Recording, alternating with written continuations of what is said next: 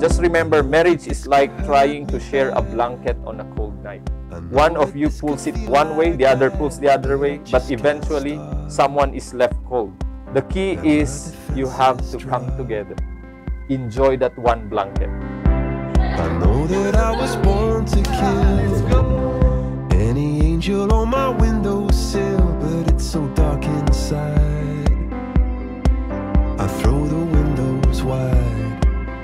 To the man who found me worthy of leaving his bachelor life behind, I know you have decided to spend the rest of your life alone. But here I am.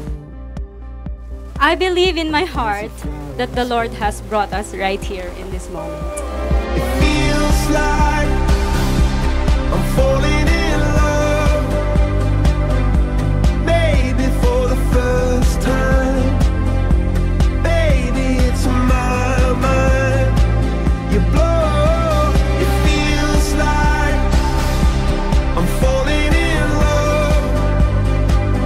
You're throwing me a lifeline. This is for a lifetime. I know that in this kind of I vow to put you next to God and first before anybody else. I vow to be committed to you, body, heart, and mind. I vow to love you as beautifully and fully as the love described in 1 Corinthians 13. I promise to support you through all challenges and celebrate your joys. I vow to love the things you love as if they were my own. Lastly, I vow to make the Lord the center of my relationship with you. it feels like I'm falling in love, maybe for the first time. Baby, it's on my mind. You blow. It feels like I'm falling. Papasalamat ako sa Diyos at gumawa siya ng paraan para makilala ka. Hindi ko pinilit yung panahong maghanap ng makakasama sa buhay. Nagulat na lang ako bilang dumating ka. Salamat kasi grabe, binago mo ako sa pagiging mainitin yung ulo ko. Ngayon nahabaan ko na talaga. You make me a better person. Dee, thank you for waiting for me for all this time. Alam ko na hindi madali para sa'yo, but you waited for me and I saw yung mga sacrifices mo din for me and how you adjusted for me. I cannot wait to start this new chapter of our relationship. I cannot wait to spend the rest of my life with you and to go on new adventures with you. I love you. Ikaw pa rin ang palagi ko. Ikaw ang pipiliin. I love you, Dee. I'll see you later.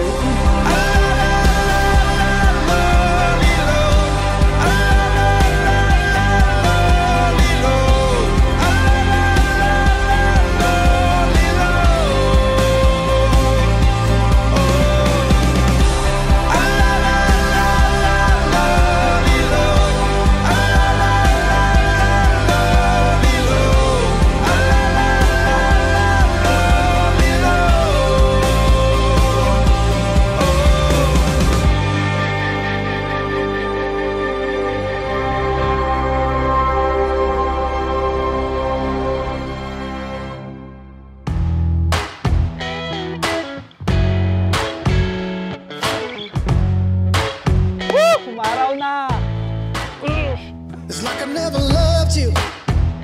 Nagkakilala kami ni Miko sa Joiners Tour. So, pareho kaming solo joiners. Pumunta kami sa Dingalan, Aurora. Sabi ko parang vlogger to ah. Sundan ko nga lang to para may tagakuha ko ng picture kasi baka magaling siya sa mga angle, ganun. Parang nagpapalitan lang kami, nagpipicture-picture sa isa't isa, ganun. Nung after nung event, yun na. Nagkayayaan kami ng mga next na mga events, akit ng bundok. Pag binabalikan namin, feeling niya crush ko siya.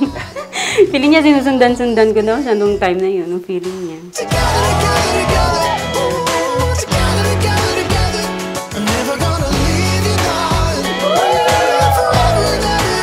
Sa babaeng nakapagpabago ng isip ko about marriage and relationship, nahanap ko ng aking pahinga. Nagpapasalamat ako ngayon sa Diyos na ikaw ang pinili. Pinapangako ko na palagi kang pasasamahan, kumain, tumawa, matulog, gumising, at kumain ulit. Alagaan kita ng tulad ng pag-alaga ng parents mo sa'yo. At poprotektahan kita tulad ng pagprotekta ng Diyos sa'yo. May makakatuwang ka na sa buhay, kaya madi ka man worry. Gusto kong humingi ng paumanhin dahil pagtapos ng kasal na to, Tsak na magpapagod ka, kakalakad ng mga ID mo.